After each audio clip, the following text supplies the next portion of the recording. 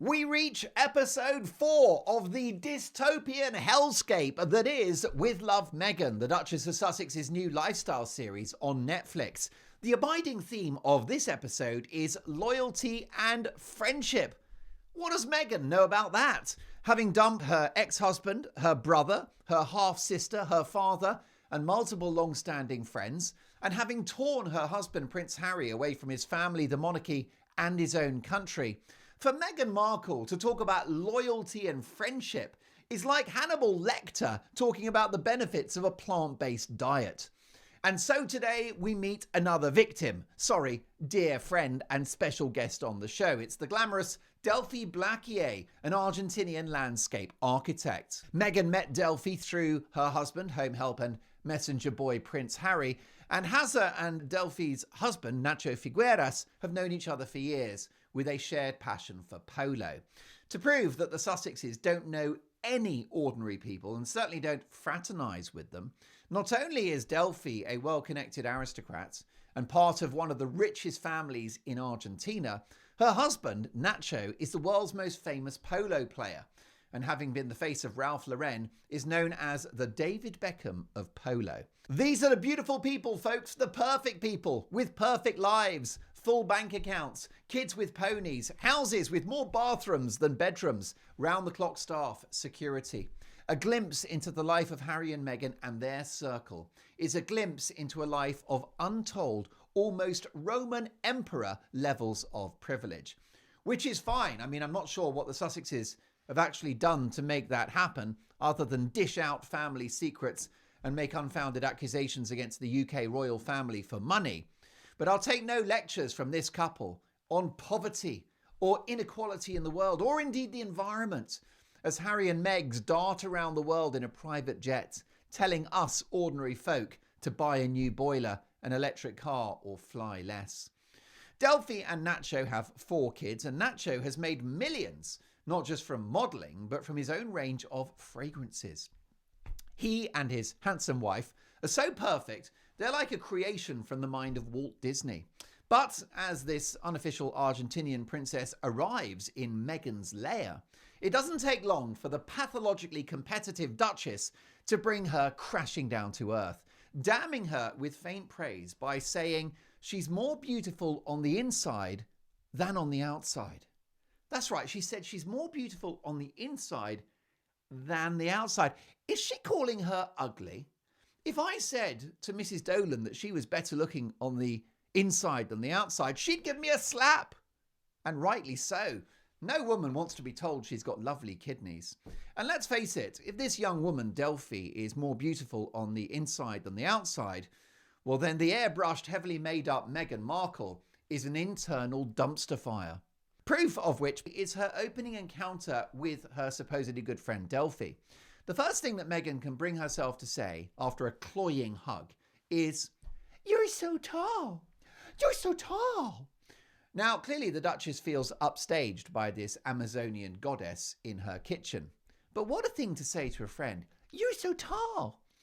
How is that supposed to make Delphi feel? It's not a compliment, is it? Especially not in that tone. And the irritation in Meghan's eyes is there for all to see.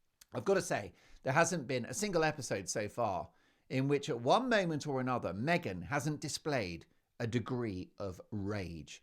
It's my view that she's got a chip on her shoulder the size of a potato farm and a lot of suppressed anger. I think she's an angry person and I don't know why.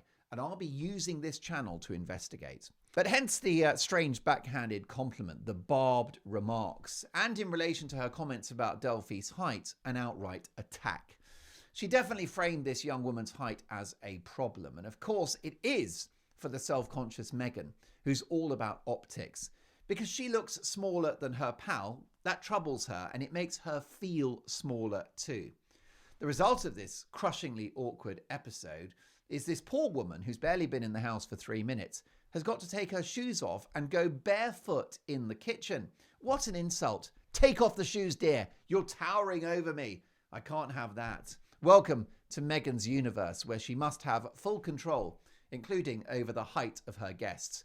If a speedy amputation was available, Meghan would happily foot the bill. As well as preparing a picnic in blizzard conditions on the only cold day that California gets every year, the girls go for a hike where Delphi observes that this is where we see the real Meghan. Blimey, I can't think of anything more terrifying. And the cooking on the show is now so bad, most of it is just for her four-legged pooch, Guy, the only male in the house treated with any respect. And here's the shocker, the dog biscuits are made from peanut butter, flour, and honey. Dog biscuits. I'm no veterinary surgeon, but that's not good for dogs, is it? Peanut butter, flour, and honey. Dogs like bones and meat. They're carnivores. Surely it's not natural for them to be eating flour and something sweet like honey. Dental health, blood sugar, digestion. What a nightmare. Now, the dog Guy looks quite old, okay, but maybe he's just a puppy that's aged rapidly as a result of the diet equivalent of crystal meth. Anyhow, the dog, who's one of the more compelling characters in the show, enjoys this sugary treat, closes his eyes, and falls into a diabetic coma. I might make some dog biscuits myself and do the same.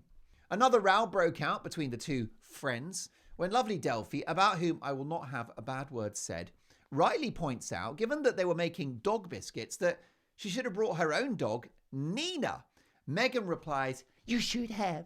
You should have. You should have. You should have." But Delphi rightly pointed out, well, you could have told me. Meghan didn't tell her, but still throws her under the bus. You see, Meghan never takes responsibility. Meghan never puts her hand up. Meghan never takes the blame.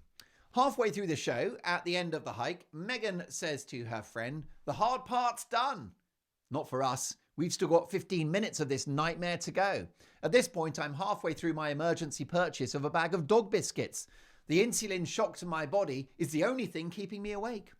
Having inflated balloons and put chicken in brine in previous episodes, the compelling TV moment today is, wait for it, making a cup of tea with some dried fruit. Wow. How will Meghan unravel that culinary mystery? And we had something called lavender towels. When you truly have everything that you need in life and want for nothing, that's when you start inventing the idea that you need a damp towel suffused in lavender oil to rub over your brow of an evening. Wet, scented towels. What fresh hell is this? Kept in the fridge, no less. You know you're posh when there's no food in the fridge, just damp laundry. What is going on? Is this a bad dream? Lavender towels, please help me with this. What's next? Rosemary blankets, sage t-shirts, chamomile underpants?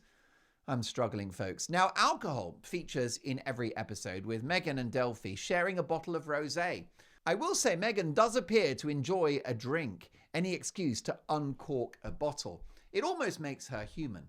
Almost. At the end, the girls agree that their husbands will be so jealous that they've had this experience without them.